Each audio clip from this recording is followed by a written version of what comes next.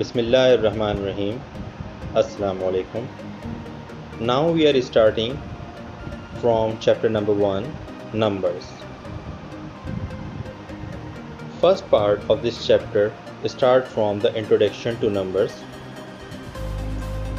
Here you can see the main branch of the numbers is real number, and real number further classify into rational and irrational numbers. And after the representation, let's move towards the definition of the real number. Real number क्या होते हैं? Real number consists of all rationals and irrational number. Real number में तमाम numbers शामिल होते हैं, चाहे वो rational हो, irrational हो. You can see fraction number is also there, decimal number भी हैं, integer भी हैं, decimal, recurring decimal भी हैं, irrational numbers भी हैं, negative numbers भी हैं. ये सारे numbers किस में शामिल होते हैं? रियल नंबर्स में. अब हम रैशनल नंबर्स की बात करें तो rational number consist of integers, terminating and repeating decimal.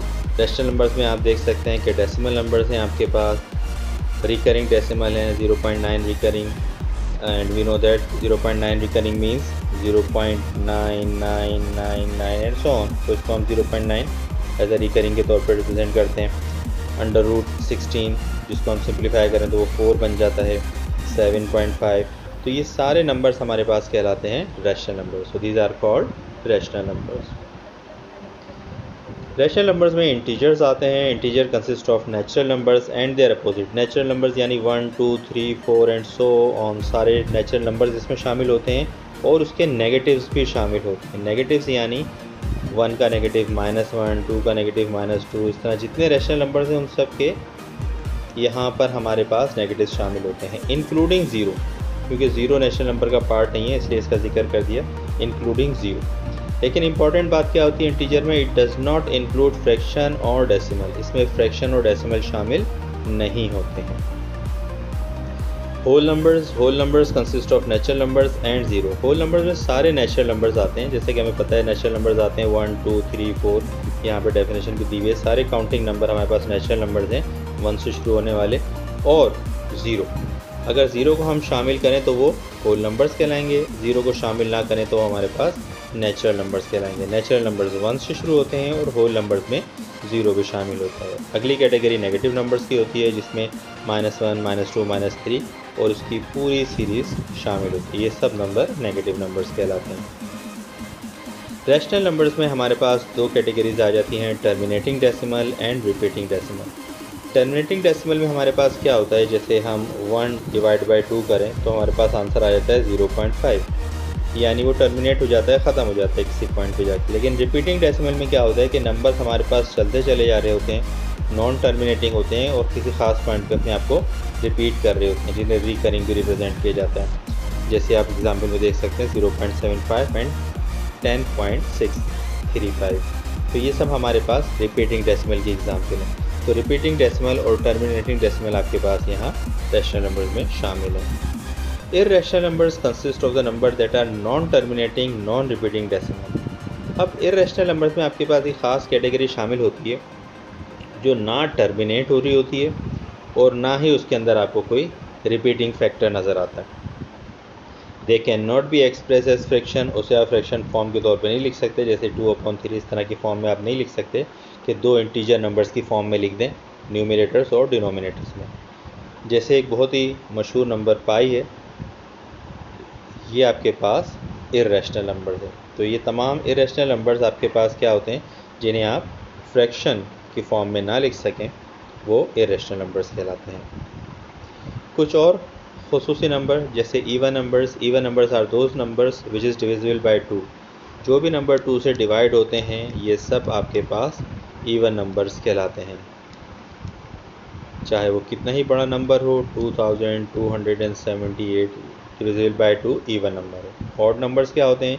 जो 2 से कम्प्लीटली डिवाइड नहीं होते, जिस तरह 3, 5, 7 और बड़े नंबर पे चले जाएं तो 2, 9, 8, 1 ले लें, तो ये सब ऑड नंबर्स हैं आपके पास.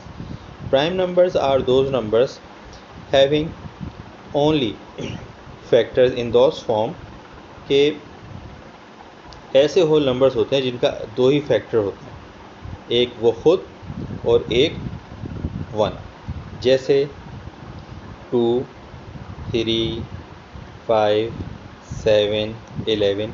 अगर हम इनके फैक्टर की बात करें तो अब देखें 3 के फैक्टर्स क्या होते हैं, 3 और 1, 5 का फैक्टर 5 और 1, इसके अलावा कोई और इसके फैक्टर्स नहीं बन सकते। जैसे अगर हम 6 के फैक्टर बनाएं तो 6 का फैक्टर बनता है 2 और 3, 1 और 6, तो मल्टीपल फैक्टर बनते हैं। इसका मतलब है 6 प्राइम नंबर नहीं है, लेकिन यहाँ हम देखें तो इनके सिर्फ एक ही फैक्टर होते हैं और ये हमारे पास प्राइम नंबर्स कहलाते हैं। स्क्वायर नंबर्स, ऐसे नंबर्स जो किसी नंबर का स्क्वायर हो, स्क्वायर नंबर्स कहलाते हैं। जैसे अगर हम 2 का स्क्वायर करें यू विल गेट 4, 3 का स्क्वायर करें यू विल गेट 9, 4 का स्क्वायर करें यू विल गेट 16। तो ये सब नंबर जो किसी नंबर का स्क्वायर हैं, स्क्वायर नंबर्स कहलाते हैं। फ्रैक्शन नंबर्स, जैसे हमने एक पीछे पार्ट पढ़ा था जिसमें हमने कहा था कि जो नंबर फ्रैक्शन में ना लिखे जाएं, तो ऐसे नंबर जो आपके पास न्यूमरेटर और डिनोमिनेटर की फॉर्म में लिखे जाएं, वो सब नंबर आपके पास फ्रैक्शन नंबर्स कहलाते हैं। पैलिंड्रोमिक नंबर्स, पैलिंड्रोमिक नंबर्स एक ख़ास सीक्वेंस कहलाती है नंबर की जिसमें नंबर अपने आप को रिपीट करता है। इसे आप दोनों साइड से पढ़ें, दोनों साइड से ये नंबर सेम होता है, just like 1 to 1 from this side also, 1 to 1 from this side also. So such type of numbers are called palindromic numbers. In second exercise, we have equality and inequalities. First of all, you should be familiar about the greater than sign and less than sign.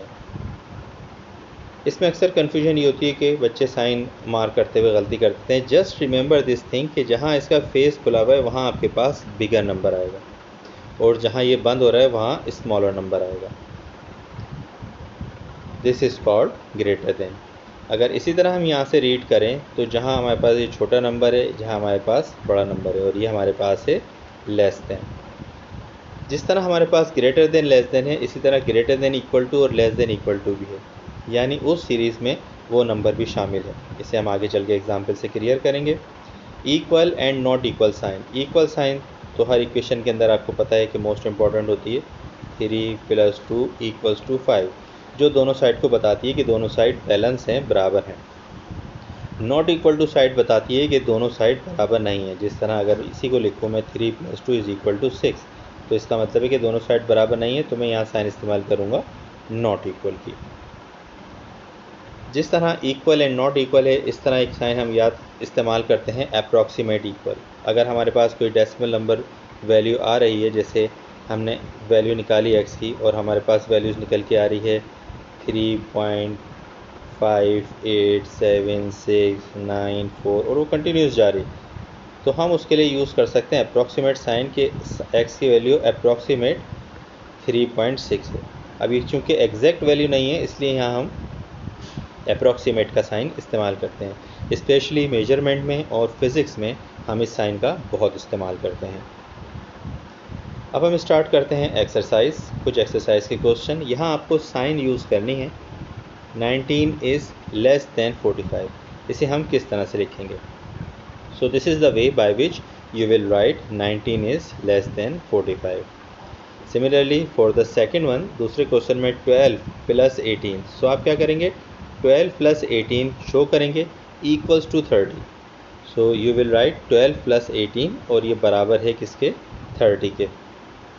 Next 0.5 = half, इसका मतलब है कि यहाँ हमें equal की sign को use करना है। देन हमारे पास पार्ट जी में है x इज़ लेस देन और इक्वल टू, सो यहाँ देखें हमने लेस देन और इक्वल टू की साइन यूज़ करी है। x लेस है क्योंकि, तो x को हमने यहाँ छोटी जगह पे रखा है, जो मैंने पिछले की स्लाइड में बताया था, तो x को हमने छोटी जगह पे लिखा है। लेस देन इक्वल टू -45, सो यहाँ -45 से छोटी वैल्यू है, इसका मतलब है कि -45 बड़ी वैल्यू है x से, तो इसको हमने इस तरह मेंशन किया है।